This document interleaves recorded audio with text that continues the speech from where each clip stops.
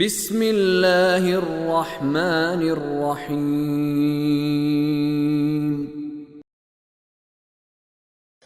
وقال الملأ الذين كفروا من قومه لئن اتبعتم شعيبا إنكم إذا لخاسرون فأخذتهم الرجفة فأصبحوا في دارهم جاثمين الذين كذبوا شعيبا كأن لم يغنوا فيها الذين كذبوا شعيبا كانوا هم الخاسرين فتولى عنهم وقال يا قوم لقد أبلغتكم رسالات ربي ونصحت لكم فكيف آسى على قوم كافرين وقال الملأ الذين كفروا من قومه اور قوم شعیب کے ان سرداروں نے جنہوں نے کفر اختیار کیا تھا. لفظ دیکھیں تکبر اللہ استعمال کرتا ہے.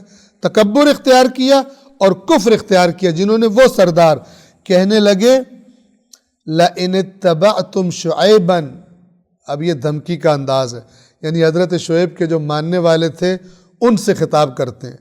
لَإِنِ اتَّبَعْتُمْ شُعَيْبًا إِنَّكُمْ إِذًا لَخَاسِرُونَ کہ تمہاری باتیں ہم نے سن لی ہیں، اگر تم نے، لاسٹ بات ہماری بھی سن لو، اگر تم لوگوں نے شعیب کو فالو کیا تو پھر تم خسارہ اٹھاؤ. یہ آخری دھمکی،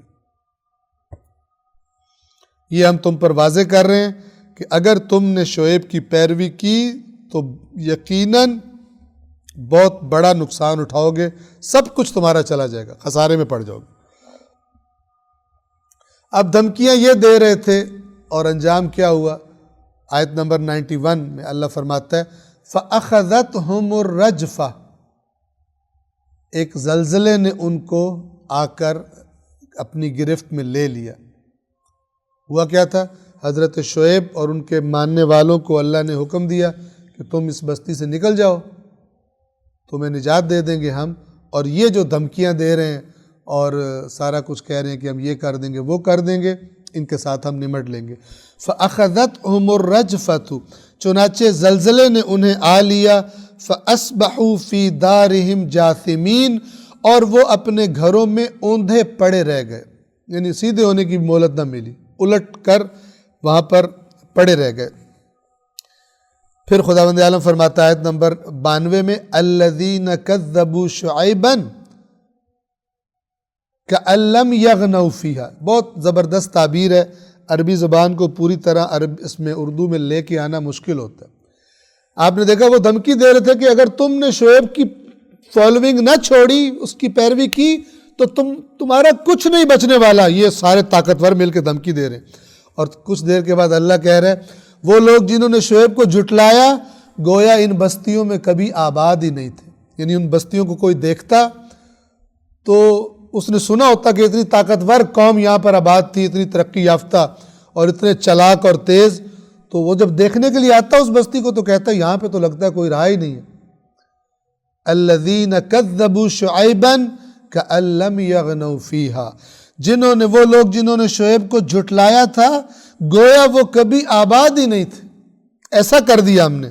الذین کذبوا شعیبا کانوا هم الخاسرین، اور وہ لوگ جنہوں نے شعیب کو جھٹلایا تھا وہ لوگ تھے جنہوں نے خسارہ اٹھایا، نہ کہ وہ جن کو دھمکیاں دے رہے تھے کہ تم خسارہ اٹھاؤ گے.